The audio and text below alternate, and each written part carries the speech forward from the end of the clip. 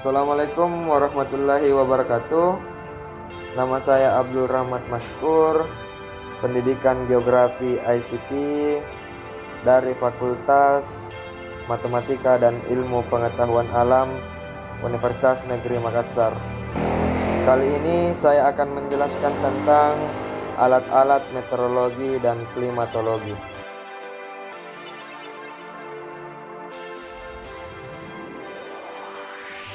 Alat pertama, barometer.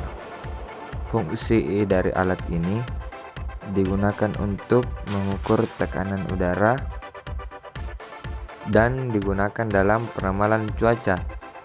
Satuannya atmosfer dan CMHG. Cara penggunaan alat ini, jika tekanan udara tinggi menandakan cuaca yang bersahabat, sedangkan tekanan udara rendah menandakan kemungkinan badai. Kelemahan dari alat ini hanya bisa digunakan di lab atau stasiun pengamatan cuaca, tidak mudah dipindahkan dan sedikit sulit untuk dibaca. Alat kedua, anemometer. Fungsi dari alat ini, alat pengukur kecepatan angin dan besarannya tekanan angin itu. Satuannya meter per detik, kilometer per jam, dan mil per jam. Cara penggunaan alat ini, anemometer harus ditempatkan di daerah terbuka pada saat tertiup angin. Baling-baling atau mangkok yang terdapat pada anemometer akan bergerak sesuai arah angin. Makin besar kecepatan angin meniup mangkok-mangkok tersebut, makin cepat pula kecepatan berputarnya piring mangkok dari jumlah putaran dalam detik, maka dapat diketahui kecepatan anginnya. Kelemahan dari alat ini, agar alat bekerja efektif, antara alat dan benda-benda sekitar diberi jarak yang cukup jauh, dan untuk memperoleh data yang matang harus dilakukan perhitungan terlebih dahulu. Alat yang ketiga, hygrometer. Fungsi dari alat ini untuk mengukur kelembapan udara relatif. Satuannya Celsius. Cara penggunaan alat ini, hygrometer terdapat dua skala, yang satunya menunjukkan kelembaban dan satunya menunjukkan temperatur. Cara penggunaan dengan meletakkan di tempat yang akan diukur kelembapannya, kemudian tunggu dan baca skalanya. Skala kelembapan biasanya ditandai dengan huruf H, atau kalau suhu dengan derajat Celcius. Kelemahan dari alat ini, pada saat pengukuran dengan hygrometer, selama pembacaan harus diberi aliran udara yang berhembus ke arah alat dengan secarik kertas atau kipas, sedangkan pada clean alatnya harus diputar. Alat keempat, termometer bola basah. Fungsi dari alat ini sebagai alat pengukur suhu udara dan kelembapan udara. Mencari kelembapan udara dengan bantuan tabel. Satuan suhu derajat Celcius dan kelembaban dalam persen. Cara penggunaannya, suhu ini diukur dengan menggunakan termometer yang bulbnya bagian bawah termometer dilapisi dengan kain yang telah basah, kemudian dialiri udara yang ingin diukur suhunya. Kelemahannya, harga air raksa mahal. Air raksa dikenal dengan zat keras sehingga cukup berbahaya bila tidak digunakan dengan hati-hati. Alat kelima, termometer bola kering.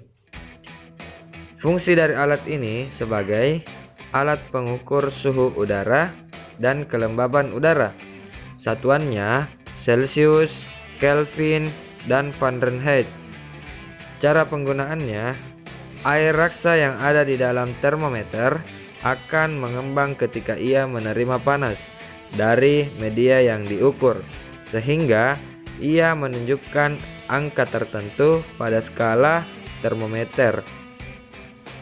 Kelemahannya, jika kita ingin mengukur suhu udara dengan termometer biasa, maka terjadi perpindahan kalor dari udara ke bilah termometer. Alat yang keenam, barograf. Fungsi dari alat ini sebagai alat pencatat tekanan udara secara otomatis. Satuannya satuan milibar. Cara penggunaannya, arah angin akan menggerakkan pena pencatat pada kertas pias sehingga diketahui tekanan udaranya. Kelemahannya, untuk pengaplikasiannya harus menghubungkan beberapa kapsul atau kal aneroid dengan sebuah pena untuk membuat track, dan khususnya hanya untuk merekam data. Alat yang ketujuh, panci penguapan. Fungsi alat ini digunakan untuk mengukur penguapan yang terjadi pada suatu permukaan area tertentu, seperti danau, waduk, sungai, dan lain-lainnya. Satuannya milimeter. Cara penggunaan alat ini, setiap pagi diukur ketinggian air pada panci yang berdiameter 120 cm dan temperatur dicatat dengan termometer apung. Mencatat angka pada anemometer yang menunjukkan arah dan kecepatan angin. Hal ini bisa mewakili daerah Natar dan sekitarnya. Kelemahan dari alat ini, apabila terjadi hujan lebat, air akan tumpah dari bak sehingga besar penguapan yang terjadi tidak dapat diukur, dan pengukuran volume air dengan cara menambahkan atau mengurangi, dan sering terjadi gangguan dan debu. Alat yang kedelapan, ombrometer. Fungsi dari alat ini digunakan dalam pengukuran curah hujan. Satuannya milimeter. Cara penggunaan alat ini terdiri dari corong penampung air hujan yang dihubungkan dengan sebuah tabung yang di dalamnya terdapat pelampung. Pada bagian ujung sebelah atas, pelampung dilengkapi dengan pena yang dapat bergerak bila pelampung bergerak, baik naik maupun turun sesuai dengan jumlah hujan dapat diketahui. Kelemahan alat ini harus dipasang dengan ketinggian 120 cm sehingga dibutuhkan alat khusus untuk menjangkau ketinggian tersebut, dan alat ini tidak bisa mengukur intensitas curah hujan. Mungkin sekian penjelasan dari saya tentang alat-alat meteorologi dan klimatologi. Sampai ketemu dan sampai jumpa. Assalamualaikum warahmatullahi wabarakatuh.